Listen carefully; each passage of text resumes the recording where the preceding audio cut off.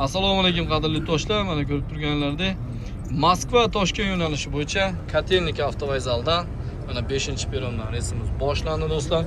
Endilikda seshanba hamda juma kunlariga xuddi shunaqangi komfort reys va avtobuslarimiz qo'yilgan do'stlar. Kimda kim Toshkent avtovokzalidan Primoy kelmoqchi bo'lsa hamda Kotelnik avtovokzalidan Primoy Toshkent avtovokzaliga bormoqchi bo'lgan fuqarolarga tavsiya qilamiz. Bemalol ekrandagi raqamlarga telefon qilinglar. Mana hozir hamyurtlarimizdan so'rab o'tamiz. Aka, assalomu alaykum. Alaykum. Qalay aka, sharoitlar? Avtobus sharoiti qanday? Bor ochig'ini ayting aka. Zo'r, yaxshi.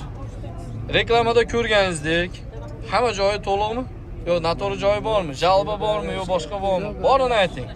Chunki mana sizga o'xshagan hamyurtlarimiz ko'rib, kelib, endi hali ketadi, misol aldanmaydi yo boshqa bo'lmaydi.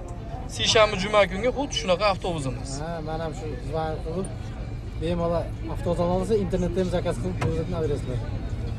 Gap yo'q aka. Sog' bo'linglar. Akalar qanday avtobus? Zo'r. Kamchilik yo'qmi? Hozircha yo'q, xudo xolasa hammasi yaxshi. Sog' bo'linglar. 7:30 da ketadi deyildi. 7:30 yetib keldik, mana avtobuslarimiz xudo xolasa. Soatlarni 7:30 ketyapti. Как, братан, автобус? Четко, мне нравится. Все. Концерт работает, все прохладно, все четко. Самое главное. Assalomu alaykum, hormatli akalar. Qanday akajon? Yaxshi, yomon emas. Kamchilik yo'qmi? Yo'q, yaxshi. Самое главное. Mana akalarimiz, hormatli akalar. Assalomu alaykum. Qayerdan sizlar? Biz Buxorodan. Buxoroyi Sharifdan. Gap yo'q. Kamchilik yo'qmi aka? Yo'q, yo'q. Bor ochiq-ichami? Sog' bo'ling.